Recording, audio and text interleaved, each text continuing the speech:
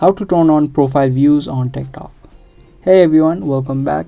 In this new tutorial video, I'm exactly going to show you how to turn on profile views on your TikTok account. Once you turn on the profile views, you can see who viewed your profile. Now to turn on this setting, you can first tap on the profile icon on the bottom right of the screen. And from your profile section, you can tap on the three lines on the top right. Tap on settings and privacy. Now from your settings page, you can tap on the second option, which is privacy. And from here scroll down and tap on the profile views options right here. After that, you simply need to toggle this option on. Now here it says see who viewed your profile in the last 30 days.